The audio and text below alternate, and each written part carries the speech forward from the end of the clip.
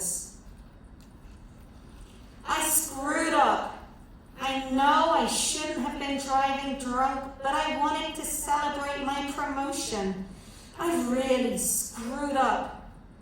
You know, I drive past the rooms every day. These were the words of a man who was brought into a hospital that I worked at many years ago after a car crash. And yet this was not the first time I heard these words. Words spoken by many other people after many other car crashes. These words, with maybe a few differences, have been the words of many. The words of regret, of shame. I drive past these rooms every day. I asked him, what prevents you from going in? Of course, shame. The fact that he started drinking again. And the fact that he felt that he couldn't face his friends, his community, his sponsor. And all of this led him to where he was now, feeling broken, lacking his support system, and feeling that he had no one there for him. Today's chapel service theme is mercy, and a quote by Ellen Mady reads, "Mercy is that place where suffering meets love." Now I'm sure there are some of you who are able to relate, who may feel able to relate to some of what that man had said, and have experienced that feeling of separation that comes from thinking that we somehow have messed up. Mercy is a gift that when it is given, we may feel we don't deserve it. Mercy is a gift that tells us that we do have worth. And with humility, we may learn to understand how to begin feeling compassion and kindness, which includes for ourselves as much as for others. The problem is, especially when it comes to addiction, we've become so used to the opposite of what mercy is. We become used to humiliation instead of humility, malice instead of compassion, and malevolence instead of kindness. They're the basic qualities which we were born with, including the most basic levels of trust, gets covered up over years of the hurt and the pain. And then we hear words such as in that song, "One Thing Remains." Your love never fails, it never gives up, it never runs out on me. And it's such a beautiful sounding set of words, but come on, let's face it, with us, the cynicism starts to creep in, am I right? Have you ever been run out on? You may feel the dull, aching pain of someone who has left. Maybe a parent, a significant other, or someone else who said they would never leave. But then they went away. We feel wounded, betrayed even. And in some cases, this may be the area of pain or grief that leads to an increase in substance or alcohol use. There's this dull ache inside of us that we struggle with, a part of us that we don't dare touch because it is too painful for us. We get caught up in the distractions, the solitude, the isolation, the light or the dark of the parties. And in whatever it takes for us to escape from that dull ache, that feeling of pain, that part of us that we don't like and that we don't want to feel.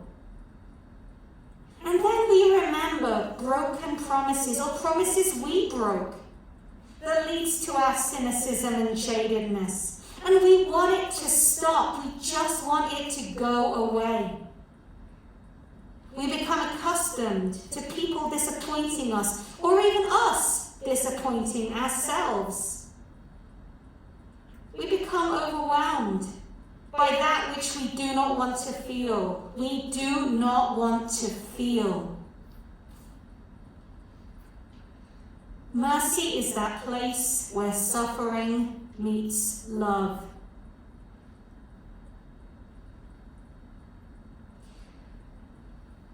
From what might be, or want of a better word, a religious understanding of God, we might hear phrases such as, "We are made in God's image." And for some reason, we turn that around and maybe subconsciously think God is made in our image. We made God in our image. And then what we do is we put all of our disappointments, all of the broken promises, all of the pain and letdown from our relationships with other people onto that concept of God. And in some cases, we turn whatever God is into a being that holds all of those things that we don't like about other humans and send it on its way for us to have nothing to do with it. Can anyone relate to that? So our pain and our shame become tied up in that which has the potential to not only feel this with us, but meet us where we are if we are only willing to recognize that the sense of compassion, mercy, grace it has for us can only be truly escaped if we are willing to allow ourselves to feel and allow ourselves to stop scapegoating. Mercy is that place where suffering meets love. I want to add that this thought that we sometimes place blame on other things does not only have to relate to a religious or even spiritual understanding of whatever a higher power may be, but it can also relate to more tangible things, such as a community. When we mess up or begin separating from them, suddenly those feelings of judgment may come up. They must think this of me. I don't dare go back there because they're probably all talking about me behind my back. Anyone thought that before? Right. So the truth is, as far as we know, no one's saying those things. You are. Let's be real. We don't need other people to judge us. We do a pretty damn good job at judging ourselves. Am I right? Yes. I was reminded recently of another quote, a kind of mantra for me when I was working in the hospitals. And it comes from a reading entitled "Broken We Heal." The quote reads this: "Often the difference between a suffering that destroys us and a suffering that transforms us begins with the presence of a caring, thoughtful other who is willing to acknowledge that brokenness within us." The fact is that trying to avoid our pain, our grief, our suffering does not lead to healing. We do not feel seen, heard, and we hide in that pain, the shame, and in some cases, the resentment of what we are feeling. We forget that we are not alone on our journey. Back to the man at the beginning of this message, I reminded him it was not too late to return to the rooms. His story is not unique, and he will be seen, heard, and helped by those who have gone before him in similar experiences. The caring, thoughtful others are people who have walked in our shoes and somehow made it through the experience that we may be now struggling with. The caring, thoughtful others are the people who have given us a vision of hope. That if they can make it through these difficult times, so we may be able to have that strength and support to also make it through those difficult times. And so we move beyond the suffering that is seeking to destroy us to the suffering that can transform us, because we recognize that we are not alone on our journey. And as we become open, humble, and honest about the struggle, to allow the opportunity for those who have walked in our shoes to accompany us.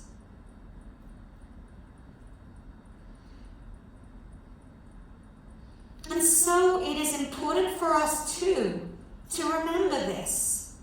Some of you may have been connecting with peers through some of your shared experiences, and are beginning to realize that your experience is not unique, that you are not alone in your situations. You may begin to feel validated, heard, seen, comforted, and for the first time realize that you are not alone. And you don't ever have to feel alone on your journey again. I want to invite you to begin to think about what you believe about whatever a higher power is. Have you ever been told that you are not good enough for it? That was told to you by humans, or an addiction, or depression, or anxiety, or something else. Have you ever been told that it only accepts certain people? That was also told to you by humans, or an addiction, or depression, anxiety, or something else. Now I understand the irony of this is I'm a human telling you, having this conversation with you right now. But I want you to think about this for yourself. From my own personal experience, I remember being told that the God I believed in hated people like me because we were different. But deep down, I didn't believe that. And that led me to developing what turned out to be a more personal and less indoctrinated relationship with whatever I consider to be a source of guidance for me. Different than what some humans told me. And I also want to invite you to think about that phrase from the song. Your love never fails. It never gives up. It never runs out on me.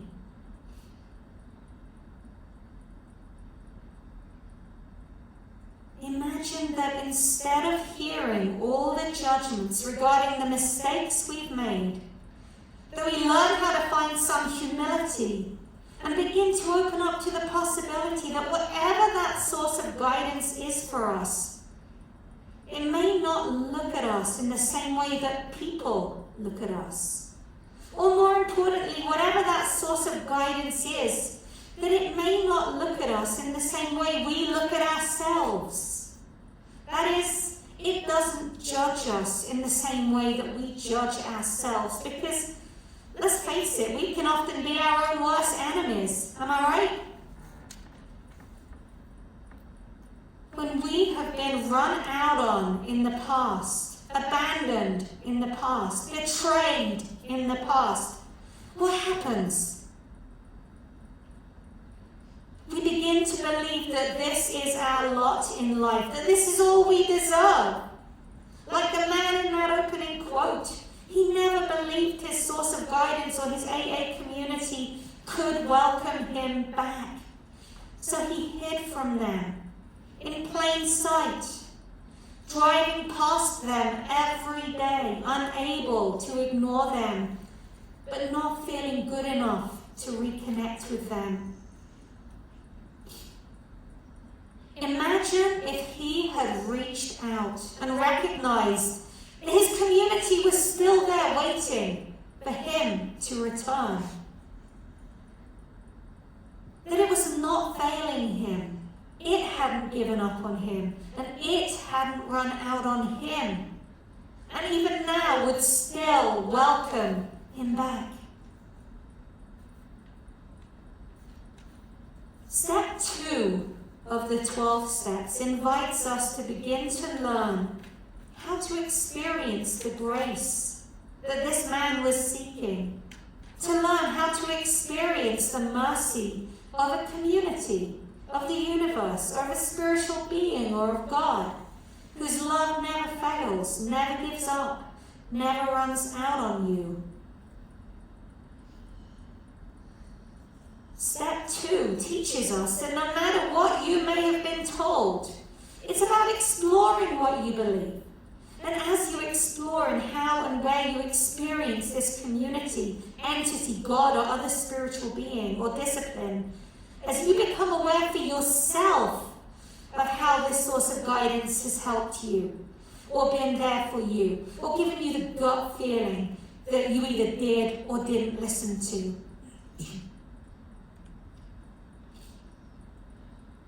This discipline, this being, it hasn't left you, even if you have tried your best to leave it. It continues to be there, waiting for you to return. Mercy is that place where suffering meets love. Now, I hope that we seek to recognize that the pain we feel, the grief, the hurt, the anger, the disappointment, is a starting point to allow ourselves to becoming vulnerable to a group of compassionate people who can help us not be destroyed by that suffering, but be transformed through love, through mercy, through compassion.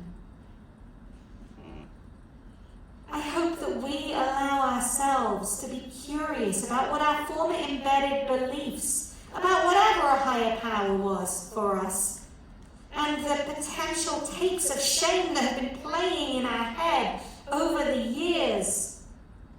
I hope we can be curious about remembering those things, that we can allow ourselves, that we have permission to rebuild a new relationship on a more personal level with whatever the source of guidance might be for us, which isn't the one that the other humans have told us about, but it's the one that we have formed for ourselves with this being. Whether this being is community, God, universe, spirit, a deceased loved one, a discipline, something else.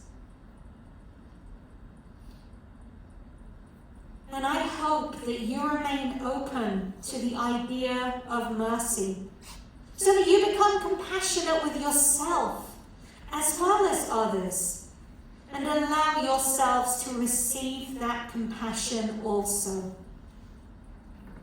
Amen.